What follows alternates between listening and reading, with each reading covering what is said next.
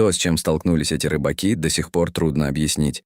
Они вышли из гавани после странного сообщения о возможном большом улове. Но эта команда получила гораздо больше, чем рассчитывала, когда внезапно столкнулась с этим странным существом.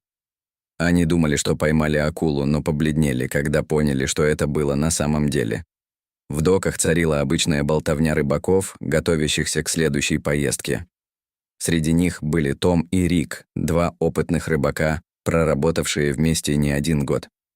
Они проверили свои сети, спланировали маршрут и обсудили лучшие места для закидывания удочек. День обещал быть спокойным, но затем... Внезапно мирное утро было прервано громким воем лодочных гудков. Все, кто был в доках, обернулись и увидели, как две конкурирующие рыболовецкие компании входят в гавань, их команды громко приветствовали их. Было ясно, что у них большой улов, так как их лодки качались под тяжестью свежей рыбы. После того, как две конкурирующие рыбацкие лодки пришвартовались рядом с судном Тома и Рика, на берег спрыгнул широко улыбающийся моряк. «Люди, в этих координатах происходит что-то странное», сказал один из мужчин, протягивая Рику небольшой листок бумаги. Словно из ниоткуда появилась теплая береговая линия. Это привлекает рыбу с расстояния в несколько миль. Они буквально выпрыгивают из воды, как сумасшедшие. Это самый простой улов, который вы когда-либо видели. По толпе пронесся скептический ропот, но когда мужчина поднял крышку своего лова, все сомнения рассеялись. Лодка была битком набита рыбой, больше, чем многие смогли бы выловить за неделю. Это зрелище повергло всех в благоговейный трепет. Если эта история была правдой, то такая возможность выпадала раз в жизни. Том и Рик переглянулись. Это было слишком хорошо, чтобы игнорировать. Нам нужна хоть какая-то прибыль, пока это странное природное явление не прекратилось, и мы ничего не потеряем, твердым голосом сказал Том. Рик кивнул, уже поворачиваясь к их лодке. Остальные члены команды быстро последовали за ними. Их волнение росло. Двигатель взревел, и по палубе пробежала вибрация. Лодка готовилась к отплытию. Рик занял свое место у штурвала, выводя судно из гавани. Чем дальше они плыли, тем тише становилось вокруг. Как раз перед тем, как горизонт скрылся из виду, Рик заметил движение в воде. Тысячи крошечных теней вырывались из водной глади и взмывали в небо. Эти рыбы приносили деньги в банк и еду на стол себе и своим товарищам по команде, поэтому они без колебаний разместили свое рыболовецкое судно между этим странным явлением и своими сетями. Но как раз перед тем, как сети с тонкими веревками упали в воду, Том заметил кое-что еще. Вокруг них плавала не только рыба обычного размера. Помимо окуня, макрели и другой океанской рыбы, годной в пищу, в воде был еще один плавник. Этот был намного крупнее своих соседей и методично окружал их рыбацкую лодку. Возбужденное настроение экипажа быстро сменилось унынием. Большой плавник не принадлежал ни одной из известных акул. Животное было видно мельком, мелькали его спина и спинной плавник. Когда команда заметила его, они поняли, что оно длиннее их лодки. Существо двигалось целенаправленно, кружа вокруг них, как хищник. Это было нетипичное поведение. Большинство акул избегали лодок, но это существо было другим. Оно испытывало их, оценивая прочность лодки. Животное теперь двигалось быстрее, металось и появлялось непредсказуемо, его плавники рассекали воду. Затем ситуация обострилась. Рыболовная сеть зацепилась за существо. На мгновение им показалось, что она выдержит, но сеть не была рассчитана на что-то такого размера и прочности. Используя свою силу, животное с легкостью перерезало толстые веревки, освободив себя и всю мелкую рыбу, попавшую в сеть. Весь их улов был потерян за считанные секунды, а снаряжение уничтожено. Рик уставился на остатки их снаряжения. Нападение было преднамеренным. Существо нацелилось на сеть точно, а не случайно. Это не просто сдерживало их. Это был саботаж. Когда команда подняла испорченную сеть и приготовилась повернуть вспять, животное впервые полностью всплыло на поверхность. Массивное существо выпрыгнуло из воды, обнажив свое огромное голубовато-серое тело. Они никогда не видели ничего подобного. Когда лодка рухнула обратно в море, образовавшаяся волна резко качнула лодку. Ошеломленная команда поднялась на ноги и недоуменно переглянулась. То, чему они стали свидетелями, было бесспорно. Это не акула. Команда стояла в ошеломленном молчании, не сводя глаз с огромного существа.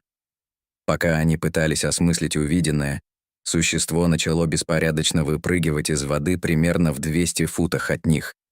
В этом движении не было ни грации, ни игривости. Оно выглядело безумным. Как ни странно, рыбки помельче повторяли его движения. Рик обеспокоенно вглядывался в воду. Феномен теплого берега больше не казался естественным. Здесь была определенная закономерность, но отсутствовали важные элементы. Может быть, это вообще неестественно, нерешительно предположил молодой член экипажа. Когда на него надавили, он предположил, что потепление воды, возможно, не является естественным явлением. Ни один прогноз не предсказывал этого. И рыба не просто собиралась. Возможно, это была реакция на что-то искусственное. Если причиной антропогенного воздействия был нагрев воды, загрязнение окружающей среды, бурение скважин или работа оборудования, это могло бы объяснить такое странное поведение. Им пришла в голову идея. Могло ли существо руководить ими? Оно уже испортило их сети, выпустило рыбу и проявило разум. Теперь, похоже, оно хотело, чтобы они последовали за ним. «Я думаю, оно знает что-то, чего не знаем мы», — сказал Том. «И если мы сейчас уйдем, то, возможно, никогда не узнаем, что происходит на самом деле». У Тома перехватило дыхание, сердце учащенно забилось. «Мы следуем за ним», — заявил он. Команда заколебалась, но в конце концов кивнула, выражая молчаливое согласие. Рик направил лодку к существу. По мере того, как они приближались, вода темнела, атмосфера сгущалась, становилась тяжелой и неестественной. «Вы чувствуете этот запах?» — кто-то спросил, отшатнувшись. В воздухе стоял густой маслянистый запах, неестественный и удушливый.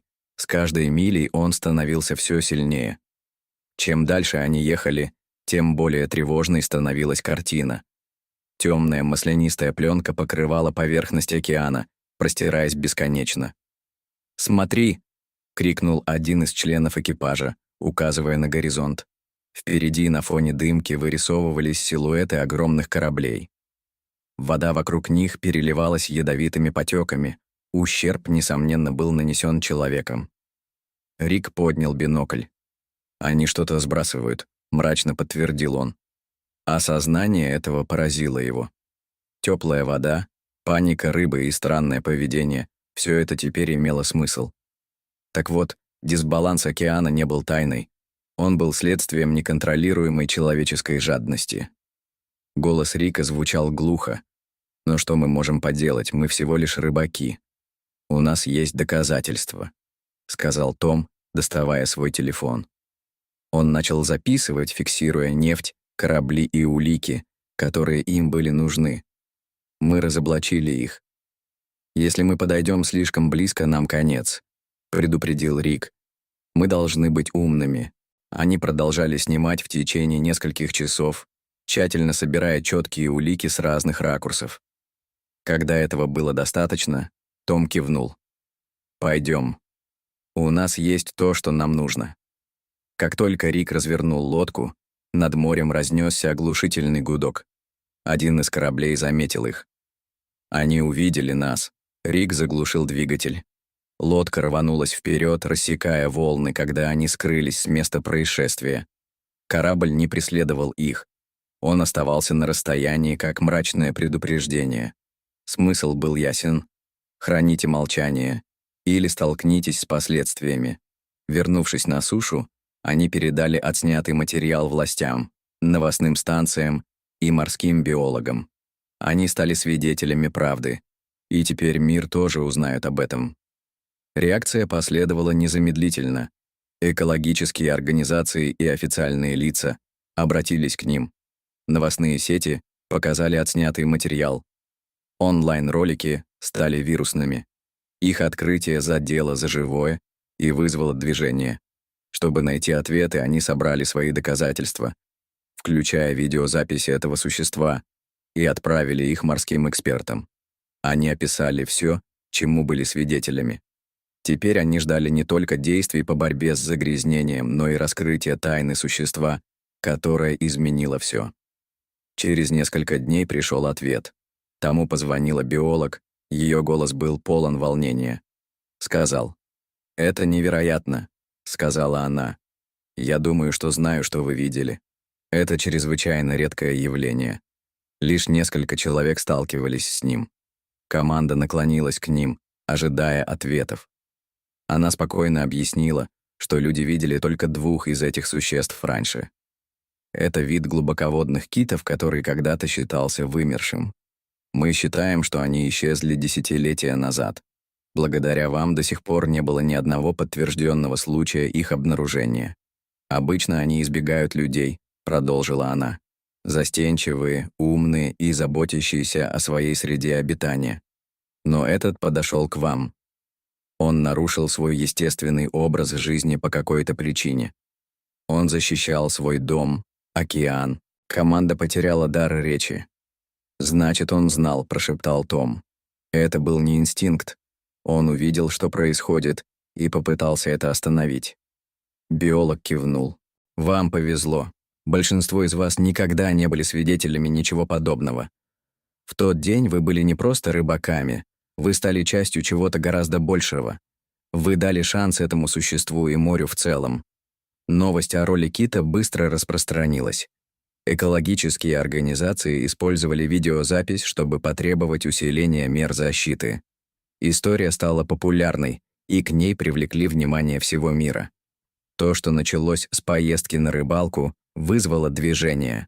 Власти оштрафовали компании, ответственные за сброс отходов. Расследования выявили давние нарушения, были введены более строгие правила, а патрулирование океана усилилось. У моря теперь появились защитники, и все началось с команды и кита. «Мы спасли не только рыбу», — сказал Рик, глядя на океан. «Мы спасли частичку истории, нечто редкое и прекрасное.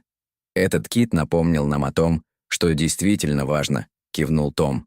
«И это спасло и нас тоже.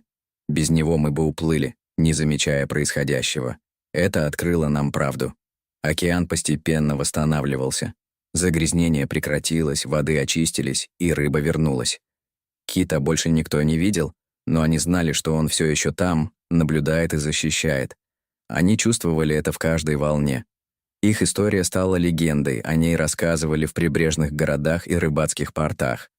Это история о рыбаках, таинственном ките и борьбе за спасение моря. Она вдохновила других на заботу, защиту и веру. Для Тома и Рика это была не просто история. Это был день, когда их жизни изменились. Они никогда не забудут тот момент, когда океан позвал на помощь, не словами, а самим своим присутствием.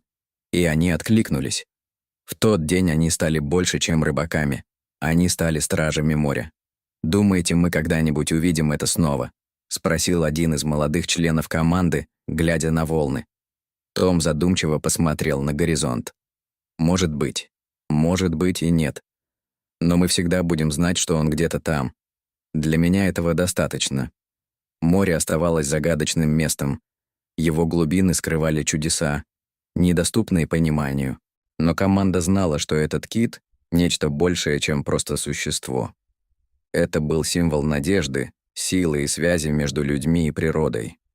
Где-то глубоко под поверхностью оно все еще плавало. Молчаливый страж. Оно появлялось, когда в нем больше всего нуждались, а затем исчезало в паутине, по-прежнему защищая море, которое оно называло домом, по-прежнему защищая жизнь. Рыбаки никогда больше не увидят его, но они знали. Оно было там. Прошли годы, но история продолжала жить. Люди помнили тот день, когда рыбаки последовали за китом и открыли истину, в которой нуждался мир. Том и Рик стали старше, но море всегда звало их. И когда волны разбивались о берег, они улыбались, зная, что у океана есть защитник, и они откликнулись на его зов.